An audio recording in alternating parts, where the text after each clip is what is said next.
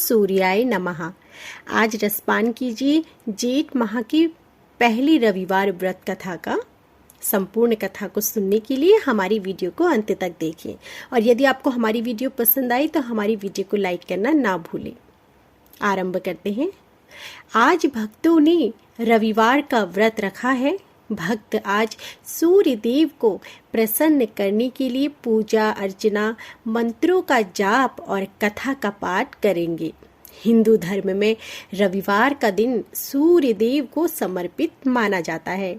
सूर्य देव बहुत कल्याणकारी हैं। सूर्य देव की पूजा और व्रत करने से प्राण ऊर्जा बढ़ती है, कष्ट दूर होते हैं और जीवन में खुशहाली आती है। वैदिक काल में सूर्य को ही सारे विश्व का कर्ता धर्ता मानते थे। हिंदू धर्म में प्राचीन काल से सूर्य की उपासना और उपवास की परंपरा चली आ रही है। धर्मशास्त्रों में सूर्य को ही संपूर्ण जगत की आत्मा तथा ब्रह्म के रूप में दर्शाया गया है। ज्योतिष शास्त्र में भी सूर्य का बहुत महत्व बताया गया है। चंद्र, मंगल और गुरु ग्रह सूर्य देव के मित्र माने गए हैं, वहीं शनि और शुक्र शत्रु माने गए हैं।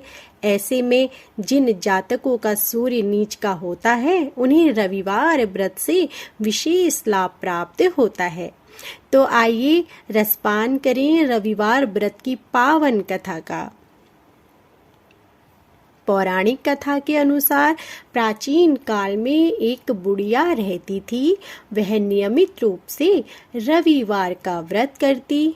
रविवार के दिन सूर्योदय से पहले उठकर बुढ़िया स्नान आदि से निवृत्त होकर आंगन को गोबर से लीपकर स्वच्छ करती। उसके बाद सूर्य भगवान की पूजा करते हुए रविवार व्रत कथा सुनकर सूर्य भगवान का भोग लगाकर दिन में एक समय भोजन करती। सूर्य भगवान की अनुकंपा से बुढ़िया को किसी प्रकार की चिंता एवं कष्ट नहीं था। धीरे धीरे उसका घर धन धान्य से भर रहा था। उस बुढ़िया को सुखी होते देख उसकी पड़ोसन उससे जलने लगी।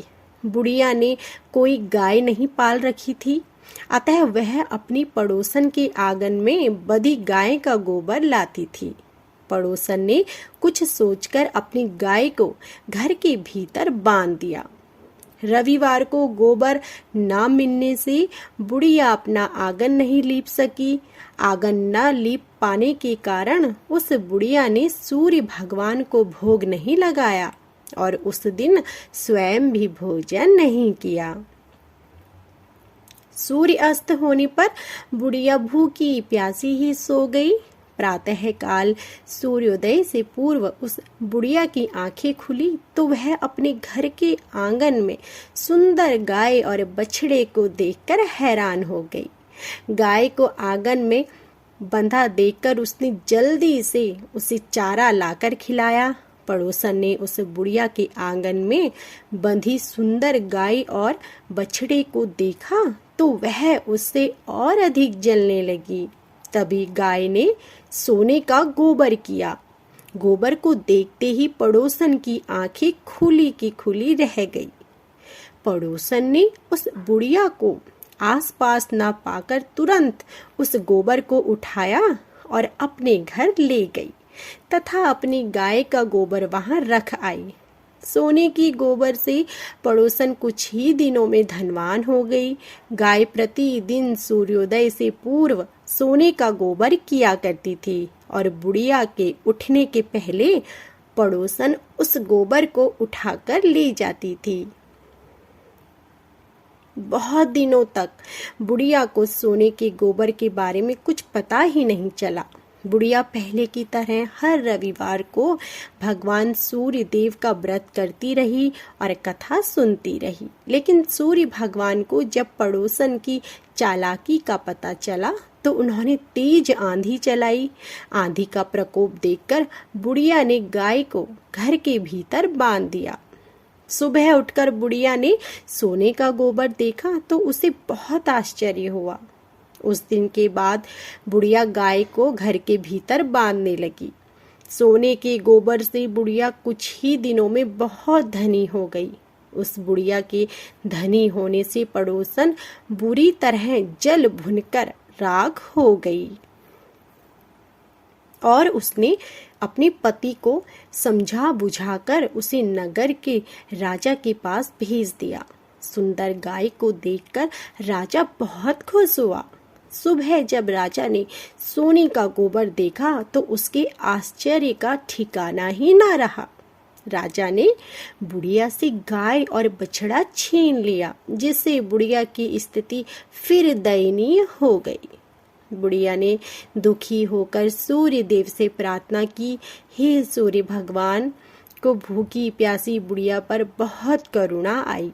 उसी रात सूर्य भगवान ने राजा को स्वप्न में कहा, हे राजन, बुढ़िया की गाय व बछड़ा तुरंत लौटा दो, नहीं तो तुम पर विपत्तियों का पहाड़ टूट पड़ेगा, तुम्हारा महल नष्ट हो जाएगा।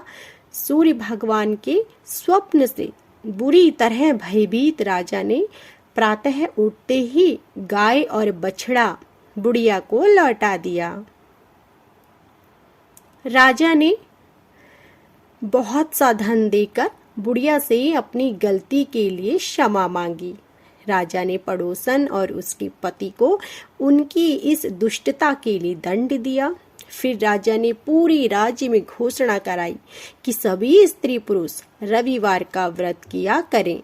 रविवार का व्रत करने से सभी लोगों के घर धन धान्य से भर गए। राज्य में चारों ओर खुशहाली छा गई। स्त्री पुरुष सुखी जीवन यापन करने लगे तथा सभी लोगों के शारीरिक कष्ट भी दूर हो गए। तो यह थी हमारी संपूर्ण कथा।